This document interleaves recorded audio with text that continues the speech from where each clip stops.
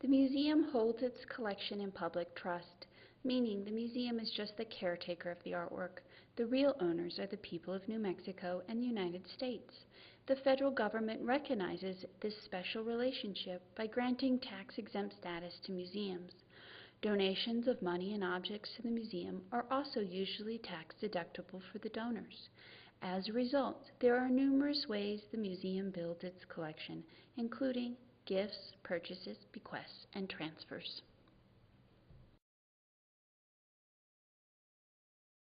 A gift is a voluntary transfer of property from one person or organization to the museum without financial compensation. This is the museum's primary method of acquiring artwork.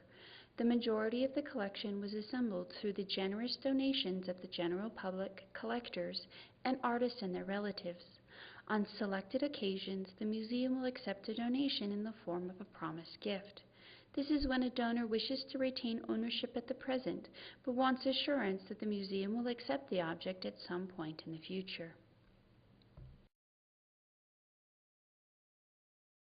Since the New Mexico Museum of Art is part of state government, most funds for acquisitions go through the museum's nonprofit organization, the Museum of New Mexico Foundation. Funding for acquisitions comes from private donors, often in the form of endowments or gifts of money to purchase specific works. Since the museum staff is tasked with purchasing works to be held in public trust, it's important that we pay a fair and equitable price, which is in line with current market value. Sometimes a person will buy a previously agreed upon work and then gift it to the museum. A bequest is the transfer of property to the museum under the terms of a deceased person's will. Sometimes a bequest may be conditional upon a certain event. For example, the will may indicate that the museum will receive a work of art only if the deceased person has no heirs. Collection objects may be internally transferred from one state museum to another, such as the Museum of International Folk Art, the Museum of Indian Arts and Culture, or the History Museum.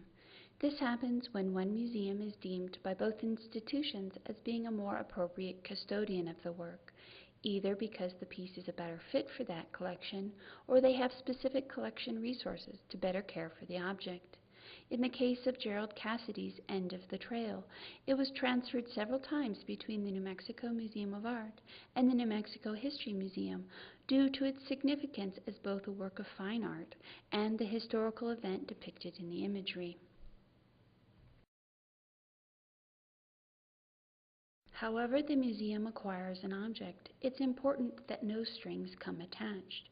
Often donors think they are safeguarding their object for the future, but what they are really doing is limiting the museum's ability to make the best decisions possible for the object and museum's long-term well-being. Requiring an object always be on exhibit, for example, ensures the object will be seen by many people in the short term, but it also ensures the object will deteriorate very quickly, shortening the object's overall lifetime. We can never anticipate what circumstances might come up in the future. Any type of restriction hampers the ability of staff to respond effectively.